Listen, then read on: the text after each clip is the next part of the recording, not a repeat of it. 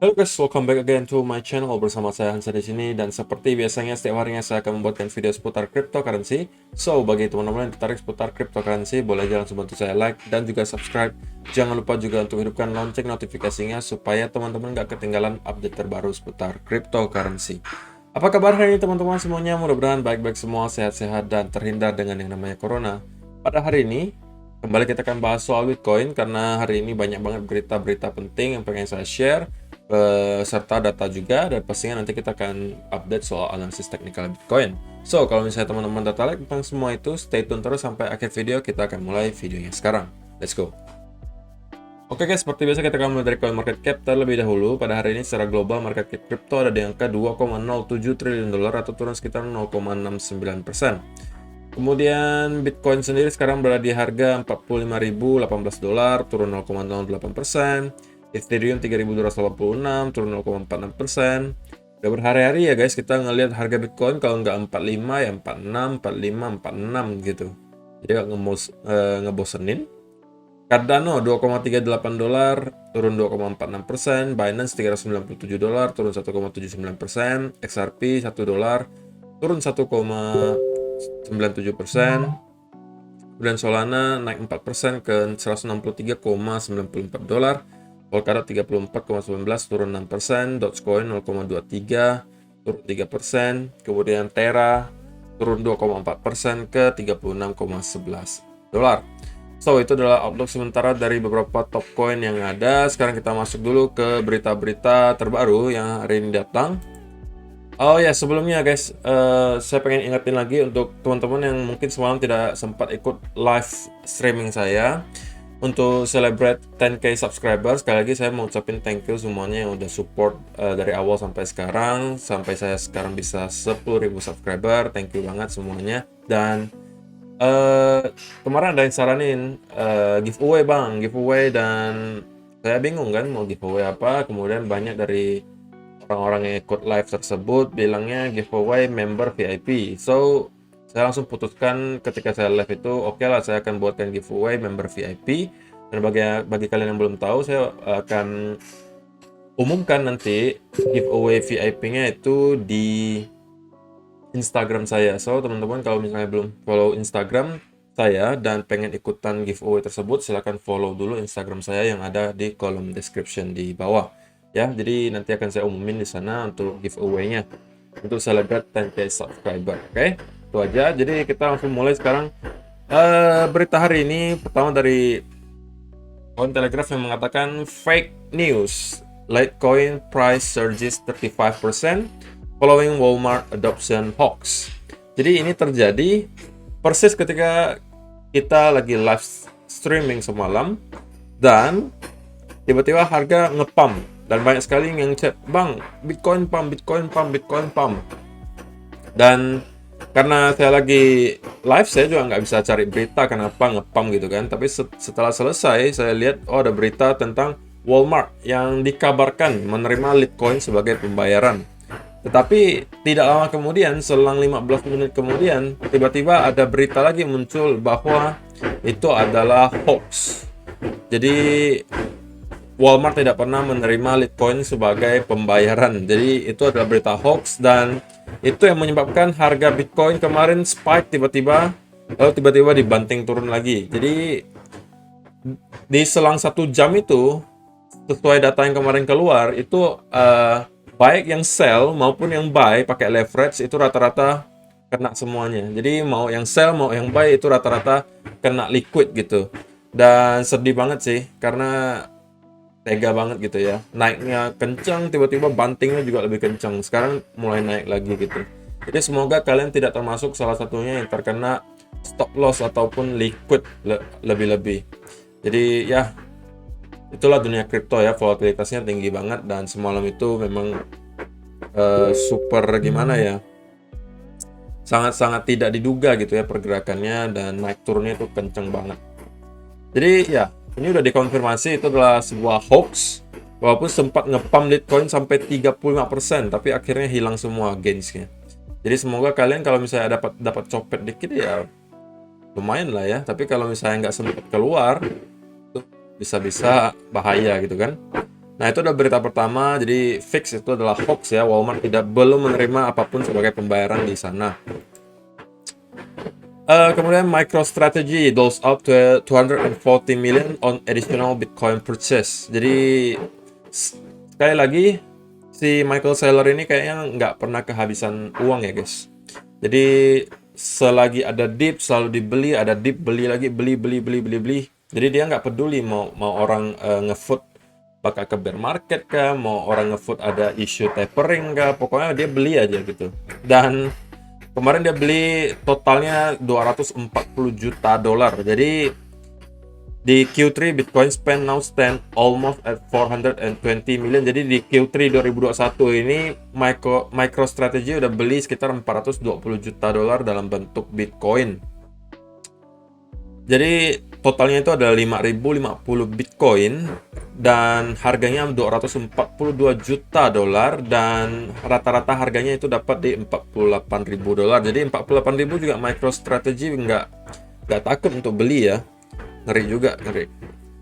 Dan sekarang the company now holds 114,042 Bitcoin acquired at an aggregate purchase cost at 3.16 billion. Given the current BTC spot price and the company Bitcoin holdings are valued at over 5 billion. Jadi mereka sekarang punya totalnya itu 114.000 Bitcoin. Parah banget. 114.000 Bitcoin. Kemudian mereka cost-nya membeli Bitcoin tersebut kurang lebih 3,16 miliar dolar dan sekarang value-nya udah 5 miliar dolar. Jadi mereka udah hampir double gitu ya. Jadi dari yang modalnya 3,16 miliar, value-nya sekarang udah 5 miliar dolar. Dan harga rata-rata mereka sekarang itu sekitar 27.700-an. Jadi makin lama makin naik. Walaupun ya mereka nggak takut sih, sepertinya pengen disikat terus kayaknya. Jadi ya ini juga berita baik lah ya. MicroStrategy walaupun ya hal-hal semacam ini seperti MicroStrategy ini udah mungkin kurang bisa untuk ngepump harganya karena orang udah mulai terbiasa gitu ngelihat si MicroStrategy dan si Michael Saylor ini ngebeli Bitcoin karena udah keseringan. Jadi ini nggak berefek apa-apa lagi ke market gitu. Jadi market kayak ya udahlah, memang udah biasa juga dia ngebeli kan gitu, dan hampir setiap bulan ngedengar MicroStrategy ini akan ngebeli gitu kan. Jadi ya itu adalah berita juga yang cukup positif lah ya, cuman memang mungkin tidak berdampak terlalu signifikan terhadap harga Bitcoin.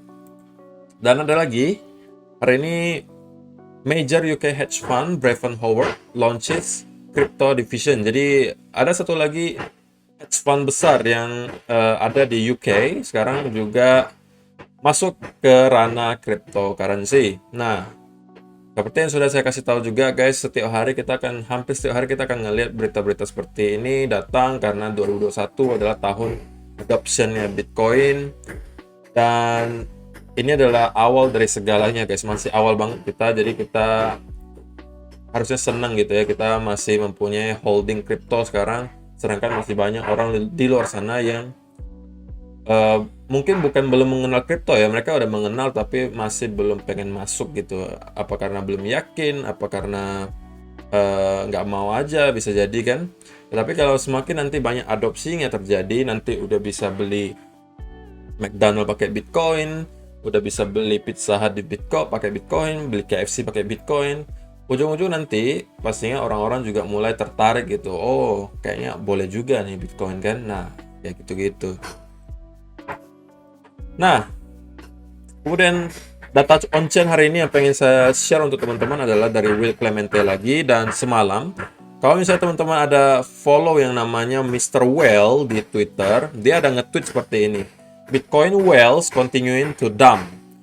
The number of long-term Bitcoin whales wallet that hold over 1,000 plus Bitcoin is now 2,125. A 15-month low. Big players are preparing for a continued bear market and are thus cutting their exposure to the markets. Jadi si Mr. Well ini bilang sekarang para paus ini mulai ngedam barangnya. Jadi dijual-jualin barangnya, dan katanya walletnya para paus itu jumlahnya berkurang. Yang sekarang hanya ada sekitar 2.125 wallet, dan itu adalah low selama yang terendah selama 15 bulan terakhir. Dan menurut dia, para pemain besar sekarang udah mempersiapkan untuk bear market lagi, pelanjutan bear market, dan mereka mengurangi exposure mereka di market. Jadi ini adalah menurut Mr. Well gitu ya. Tetapi dibantah oleh Will Clemente. Katanya Will Clemente, si Mr. Well ini tweetnya agak misleading gitu ya. Kenapa misleading? Karena dia hanya melihat jumlah walletnya paus, jumlah walletnya ya, jumlah addressnya berkurang. Tetapi dia nggak ngelihat sisi lainnya. Sisi lainnya apa? Jumlah Bitcoin yang mereka pegang. Dia nggak ngelihat ke situ, tapi dia cuma ngelihat jumlah wallet yang dikonsider sebagai paus itu berkurang. Tapi dia nggak lihat jumlah Bitcoin yang mereka hold gitu ya. Nah, Will Clemente bilang, this post from Crypto Well is misleading. Who is known scammer? This is showing the numbers of Well. He is completely leaving out the amount of Bitcoin supply that Wells hold, which has been increasing for almost 2 months now. Jadi ini juga menjadi salah satu pembelajaran bagi kita ya, bahwa kita kalau ngelihat data itu guys harus istilahnya hati-hati juga gitu ya. Kadang kalau misalnya hanya ditunjukkan satu sisi bisa jadi kelihatannya buruk, tapi kalau kita lihat as whole atau keseluruhannya itu sebenarnya baik gitu. Nah, seperti yang ini juga kata Will Clemente, memang kalau numbers of well atau jumlah paus ini dihitung dari jumlah wallet pausnya ya. Kalau dihitung paus mungkin udah 10 sampai 1000 Bitcoin lah kali ya.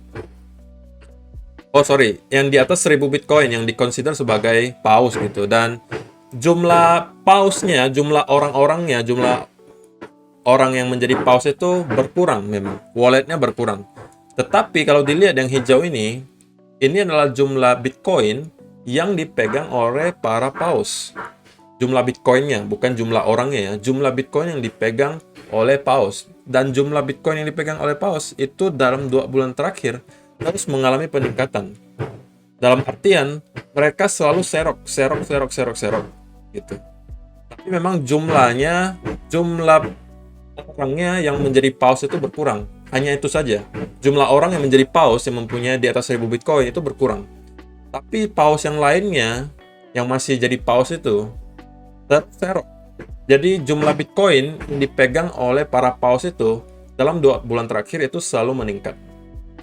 Oke, jadi teman-teman jangan sampai kalau ngelihat data itu dari satu sisi, harus dilihat dari sisi lainnya juga. Dan kalau dari satu sisi kita ngelihat jumlah orang yang menjadi paus itu berkurang, benar. Tapi jumlah holding paus-paus yang masih menjadi paus sekarang itu naik. Alias Bitcoin yang diserok mereka itu semakin lama semakin tinggi. Jadi mudah-mudahan teman-teman dapat mencerna lah ya apa yang saya maksud barusan. Dan ya, itu aja untuk berita dan data hari ini. Sekarang kita masuk saja langsung ke chartnya Bitcoin. Kita mulai dari daily chart terlebih dahulu. Sebenarnya kalau daily chart sih guys, kita kayak enggak gerak gitu ya. Jadi agak males sebenarnya. Cuman ya nggak apa-apa lah. Dan seperti yang teman-teman bisa lihat bahwa semalam itu kita kembali retest di area support kita sebelumnya, walaupun hanya sedikit saja nyentuh, dan kemudian ke reject lagi ke atas. Sekarang kita sudah berada di harga 45.168. Dan semakin lama ini semakin mirip dengan yang ini ya guys, kalau teman-teman perhatikan coba ini. Dan mudah-mudahan sama. Kalau misalnya ini sama, harusnya dalam waktu dekat kita akan grinding down lagi sedikit, baru nanti boom naik ke atas lagi. Mudah-mudahan itu yang terjadi. Dan ya, kalau misalnya teman-teman zoom in ke 1 hour chart, ya kalau ini digambarkan mungkin teman-teman bisa dapatin ya semacam inilah ya, apa, falling wedge lah ya, semacam falling wedge. Oke. Ya, semacam falling wedge kalau digambarin ya kan. Dan ya, week yang ini kemungkinan kita nggak bisa hitung ya, karena ini adalah hasil manipulasi semalam, di mana berita Walmart itu yang muncul tiba-tiba ngepump dari 44.900-an tiba-tiba naik ke 46.800-an, dibanting lagi langsung ke 43.000. Jadi ini yang menyebabkan orang yang buy maupun yang sell ketika di sini ini dua-duanya kena sikat. Jadi mau kalian buy, mau kalian sell, itu dua-duanya kalian kena stop loss kemungkinannya kalau kalian hanya short term trade. So, ya, kalian harus terbiasa lah ya dengan hal-hal semacam ini di kripto karena volatilitasnya memang cukup tinggi. Inilah alasannya kenapa kalian setiap trading itu harus memakai stop loss. Nah, kalau misalnya kita melihat di indikator MACD di 1 hour chart, ya kita juga ada melihat semacam bullish divergence lah ya. Oke. Dan ini ya harusnya sebuah indikasi positif bahwa short term rally harusnya bisa saja terjadi atau kita bisa jadi melihat penguatan short term ya kan. Sampai di sini mungkin kita harus ngelihat lagi apa yang terjadi, apakah kita mempunyai momentum yang cukup kuat untuk langsung nyampe lagi ke atas dan konsolidasi, atau kita dari sini masih akan sideways. Jadi kita masih akan tetap bermain di 42.000 dan 47.000. Jadi ini adalah hal yang sama yang terjadi di bulan Mei kita kemarin sampai bulan Juli. Kita bermain di dua area support and resistance dan mantulnya di situ-situ doang. Jadi selama kita masih berada di dua area support and resistance ini, kita sebenarnya overall masih dalam fase sideways. Kalau kita lihat di daily, ya kita masih sideways banget guys. Hapus dulu nih, hapus. Nah, kalau di daily chart sebenarnya ya kita overall masih sideways guys. Jadi selama kita bermain di dua area ini, ya kita masih dalam fase sideways. Kalau dilihat dari indikatornya sekarang memang kelihatan kita pengen rally dulu dikit ke atas ya kan. Karena kita udah melihat semacam bullish divergence juga. Kalau misalnya kita mampu break dari trendline di sini dan konsolidasi, maka kemungkinan kita akan at least nyampe-nya ke sekitaran 47 atau 48.000 di sini. Baru dari sini kita ngelihat apakah di reject atau kita mampu break dari sini. Kemudian kita konsolidasi. Nah, kalau ini yang terjadi, maka itu berita yang lebih baik karena kemungkinan kita akan melanjutkan kenaikan ke atas. Itu skenario bullishnya, tapi saya lebih prefer sebenarnya, lebih suka kita langsung aja deh, nggak usah malu-malu gitu kan. Langsung ke 42 atau 41 di sini. Untuk selanjutnya kita langsung reversal saja. Jadi menurut saya untuk sementara memang skenarionya masih overall mid term dan long term itu masih bullish. So tergantung aja skenario yang mana yang terjadi dulu. Kita masuk low dulu ke sini atau membuat lower low dulu, apakah kita akan break ke atas dan kita akan nge-retest resistance di sini. Dan kedua skenario itu saya sama-sama akan mencari setup untuk buy, jadi tidak mencari setup untuk sell karena menurut saya untuk mid term dan long termnya masih overall bullish. Oke. Ya, itu aja untuk hari ini. Terima kasih yang sudah menonton dan jangan lupa like dan share-nya guys. Kemudian giveaway-nya tadi jangan sampai lupa, kalau misalnya kalian mau ikut silahkan follow Instagram saya di kolom deskripsi di bawah, udah saya kasih linknya. Dan ya, itu aja hari ini. Terima kasih yang sudah nonton sampai selesai. Kita akan bertemu lagi di video yang berikutnya. Bye-bye.